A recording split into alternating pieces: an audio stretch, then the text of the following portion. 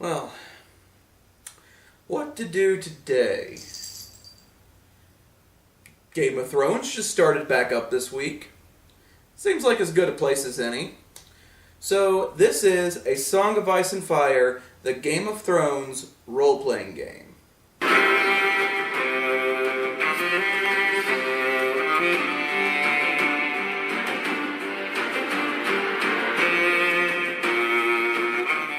Of course there is a Game of Thrones role-playing game. It's just a widely accepted fact of life that if your story is fantasy-based, such as Game of Thrones or anything D&D-like, it is eventually going to get turned into a role-playing game. This particular one comes to us from Green Ronin Publishing, which has become something of a household name for the hardcore RPG nerds out there. Green Ronin has been a mainstay in the role-playing game world for years now. They were the ones who were behind the excellent Thieves World game, as well as other games like the Dragon Age role-playing game, the superhero game Mutants and Masterminds, and the fantasy role-playing game Blue Rose. With a list such as that, Green Ronin Publishing is honestly one of the most consistently good role-playing game companies out there. With an oeuvre that includes things such as that, it's really hard to top it as far as other games are concerned. Even whenever your weakest link can be the strongest link in other games, you have created a fantastic gaming company. Granted, they do tend to play it safe. Out of the games I just listed, the only two that are not based on preconceived franchises are Mutants and Masterminds, as well as Blue Rose. And that is debatable as well. But overall, they at least know how to put a good game together. With those accolades, the Game of Thrones role-playing game has to be fantastic, right? Well, not really. This game is good, don't get me wrong, but I do have to struggle to think about how I am going to view this game. Out of the entire collection of books under Green Ronin, A Song of Ice and Fire seems to be the weakest of links.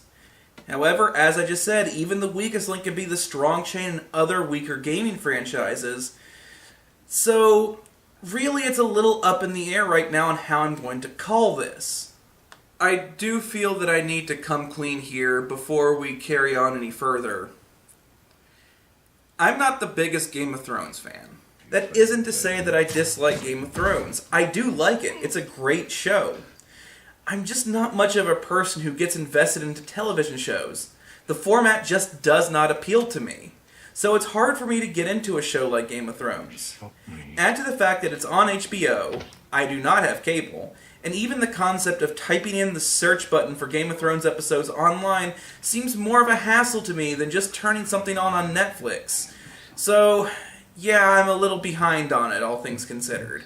I mean, however, that doesn't stop me from enjoying this scene.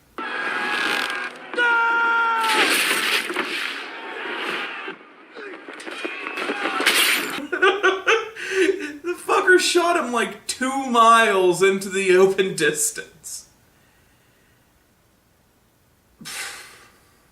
I have some problems, don't I? I am not saying I dislike Game of Thrones. I do want to just lay it on the table that this is from a semi-outsider perspective. This game isn't selling me on concept alone, so I have to evaluate it exclusively on the merits of the gameplay instead of the already pre-built mythos. Which does leave this game at a bit of a disadvantage for me, primarily due to the fact that if the concept isn't selling me, then already the major selling point is lost, which can be problematic for a game with a built-in mythos. Dungeons & Dragons can sell itself, even if you aren't a fan of the mythos that it was based on, Lord of the Rings. However, if you do not follow Game of Thrones, this one will probably just squeak on by. This is a flaw that could be said about any preconceived mythos out there. The Firefly role-playing game, all of the Star Wars role-playing games, Star Trek, anything like that. So, let's move on from that negative. Well, another double-edged mark is the fact that it would appear that the game is based more on a book mythos than on the television show mythos, which I honestly have to say is more in its favor. This is an area that's going to leave a lot of people that only watch the television shows a little high and dry besides the ones who have just read the book. But honestly, because this is based on the books and not on the television show, it really sidesteps the trend of just inserting still shots from movies and television shows into the book in lieu of creating fantastic artwork. And quite frankly, the artwork in this book is some of the best prose that you could find for it. Which is definitely a big plus for this book, due to the fact that the artwork is absolutely top-notch. While some of it can give off the vibe a little too much Dungeons & Dragons-like, it is at least a great aesthetic. The dice system is also fantastic. This is called the Chronicle system. It is a Green Ronin-based dice system, D6 system, and it's a little complicated as far as character creation and actually playing the game is concerned. However, it is very tight in that the character creation comes across not only as easy to know once you really grasp the concepts, as well as really hard to min-max and break characters. It really is a fantastic role-playing game system to go along with the mythos it's trying to tell. And quite frankly, this really is a great thing. If they would have gone with anything that was D20-esque inspired, this game would feel way too much like a Dungeons & Dragons clone. So, overall I'm praising this game, as it would seem, with only a few minor flaws here and there. So, where is the ambiguity coming into play for me?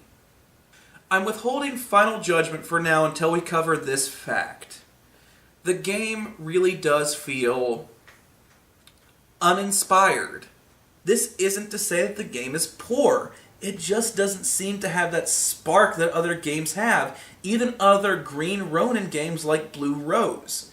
The game looks like a Dungeons & Dragons game, only using Westeros as the setting and using George R.R. Martin's mythos instead of a Lord of the Rings inspired mythos.